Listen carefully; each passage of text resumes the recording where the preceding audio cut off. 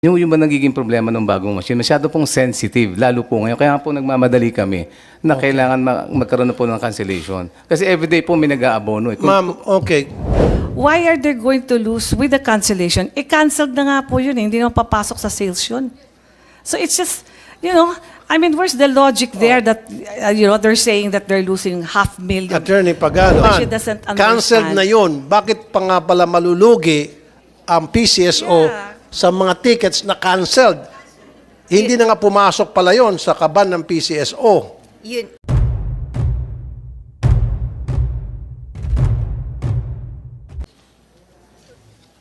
One more Mr. thing, on behalf of the Mr. Chair. on behalf of the Cabos. Yung pong cancellation po, ang problema ho namin up to now. Kasi po talagang malaki yung problema ho lahat ng mga lotto agent, lotto tellers yan eh.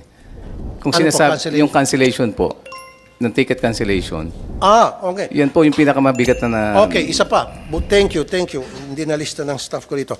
Ticket cancellation. Attorney Pagano, nangyari, nag-aabono yung mga teller. Nagbigay ng example, hindi naman kagustuhan nila na ikakansilin yun kasi yung mananaya, sabi, ayoko yung ticket niyan, mali yan, hindi yan ang tinayaan ko. Sila nagbabayad. So anong Actually, decision Mr. natin Chair, dyan? as mentioned to you by GM Robles last time, the reason cancellation was stopped is because PCSO was losing 500,000 per day. I think if you remember, Mr. Chair, I was here also during Okay. that hearing. 500,000 pesos per day. PCSO was losing that kind of money. It was there was a time that it amounted to 17 million pesos for a month. Now, I understand the plight of the tellers, especially the tellers, not the agents, Mr. Chair.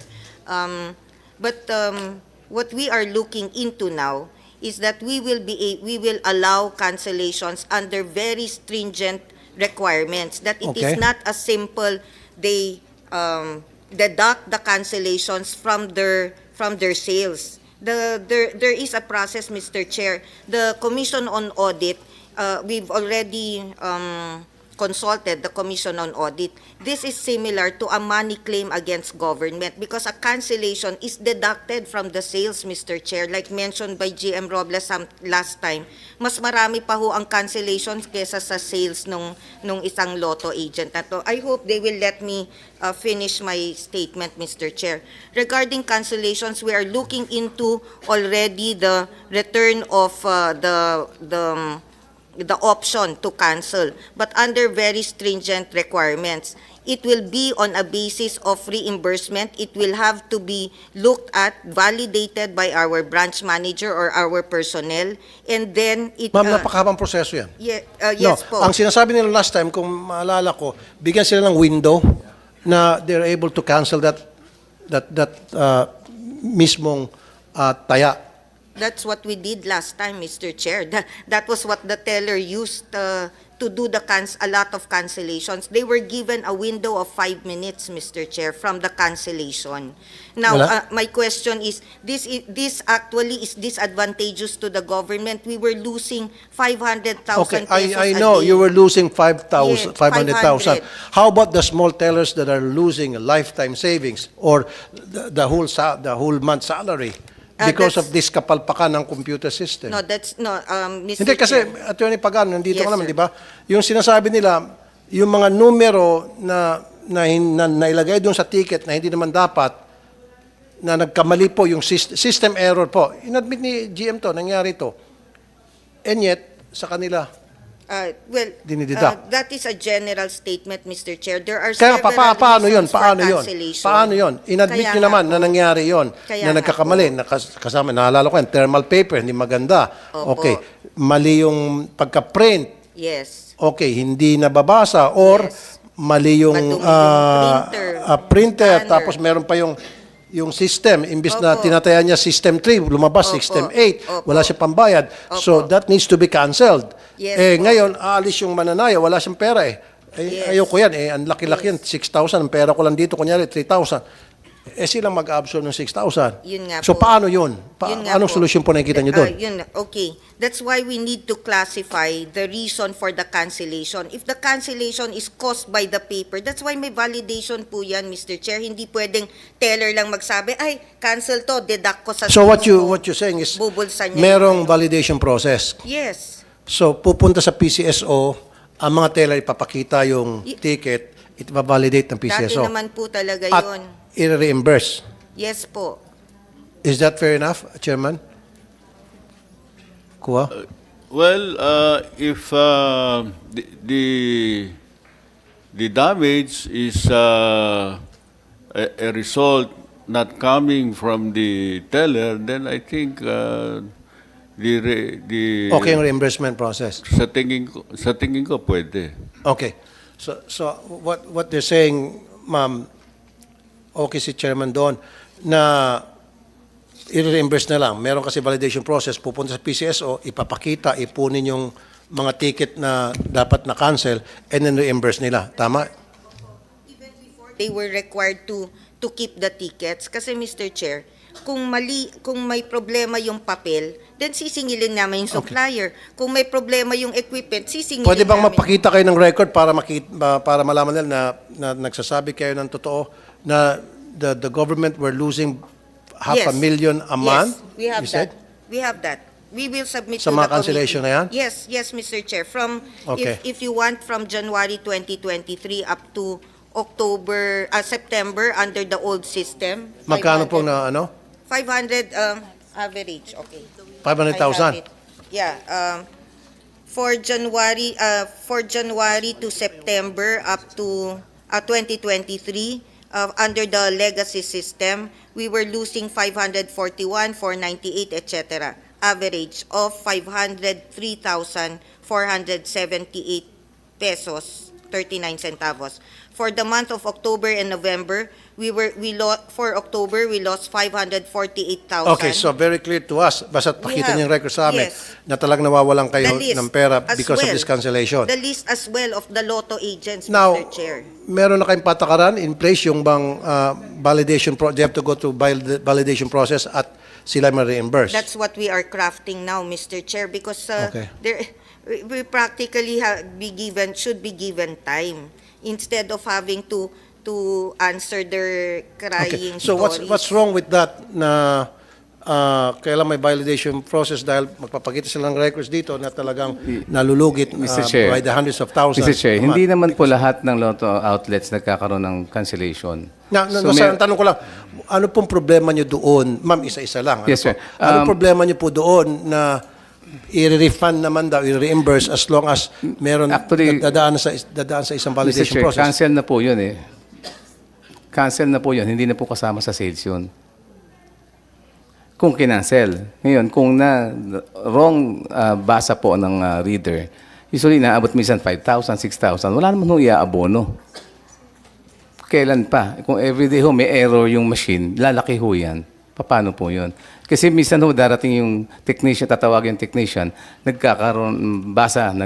bumabasa na mali yung machine. So, lilinisin, maayos na. So, ilang basa na po yung nagkamali. Example, 320. Sa pagitan ng 20, may 520. Yun yung ba nagiging problema ng bagong machine? Masyado pong sensitive, lalo po ngayon. Kaya po nagmamadali kami na kailangan magkaroon na po ng cancellation. Kasi everyday po may nag-aabono. Ma'am, okay, kung by the thousands pala ang cancellation, wala naman pang abono to sila. Kung 5,000, 6,000, magkano ang sweldo ng teller?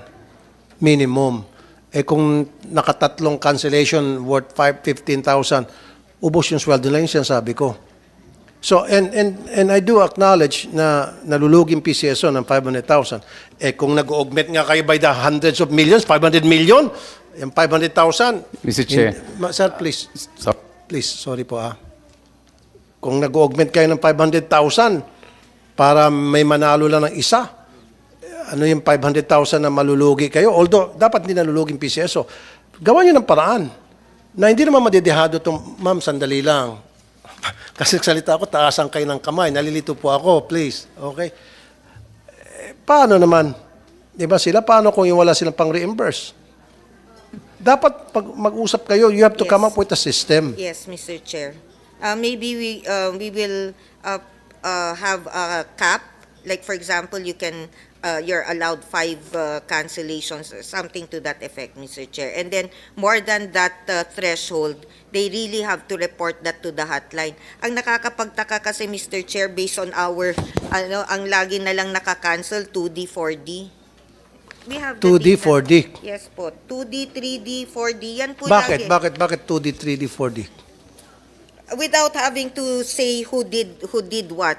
Ang gagawin nila, kunwari, na-cancel yon. Kasi if hindi naman yon ma-claim, kung hindi winning ticket yon, ano na yon, good as cancelled na yon, kanila na yung taya na yon. Ngayon, pag nanalo yon, kaya na rin nilang anuhin yon, bayaran yung 4-5 na price nito. So ibig sabihin, nilalabanan. Nilalabanan po eh. And you have those records to show na puro 4D, 3D. 2D, 3D, 4D po. Pero yung Yeah. pumunta dito nung last time, hindi. Yung talagang regular lotto game. Yung 645. I did not see the proof that they presented. I did not see those documents. Kaya nga po, Mr. lalabas Chair. ko kayo ng polisiya na maging stick kayo dun sa mga 4D, 3D, whatever, 5D.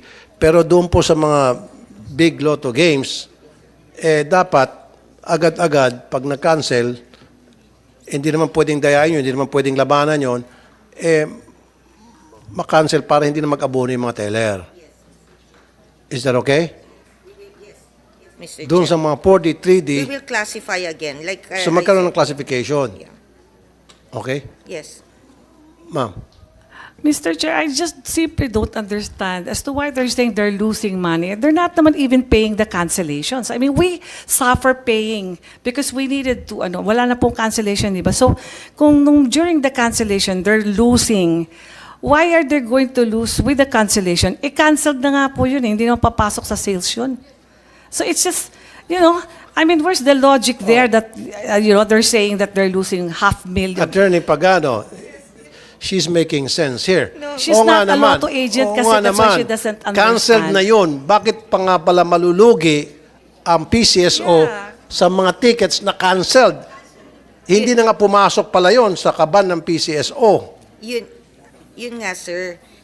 They make it appear that it was canceled and they deduct that, okay, you have sales, example. Example, sir. Magbigay ako ng example. Wait. Let's say, para hindi masyadong malaki, 4D, ang sales niya, 6,160 pesos. Okay, Na may 6,000, cancel siya, may cancel, Mr. Chair, 5,760 pesos. Okay, So, tama na. Lalabas sa records nila, papasok doon sa PCSO, halimbawa sa 4D. Canceled na po. Cancelled how much? 6,000. Hindi, ang sales po niya, 6,150. Okay. Okay. Ang cancel niya, 5,760. Okay. Ang net sales niya, 390. Okay, Yun so na lang po natira. okay. So ibig sabihin ibinawas yung canceled doon sa sales na pumasok doon sa PCSO. Opo. Okay. We So- have naman, Mr. Chair, we have the documents. We're not making this up. It's not as if we can make up all this data. Okay. Siguro po kailangan din natin ng third party auditor na titingin diyan para tingnan yung records ninyo, babanggain doon sa records nila. Okay? We will welcome that, Mr. Chair, para matapos na once and for all yung issue nila about cancer. And We then will welcome siguro that. bigyan nyo kami ng record para ipasa namin sa kanila yung Yes. mga sinasabi nyong lugi na 500,000 by the hundreds of thousands. Yes. Bigyan natin sila ng Yes. kopya so they We can will study it. welcome that, Mr. Chair. And then pwede nilang kontahin, pwedeng hindi. Pag kinonta nila, pupunta sila kay Chairman Kua, Yes, punta- sasabihin nila, Opo. and then mag-uusap-usap yung mga Opo. operators. Okay? Opo. Alright.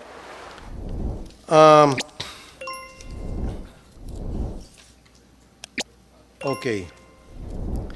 For matters not taking up due to lack of time, I request everybody to submit their position paper.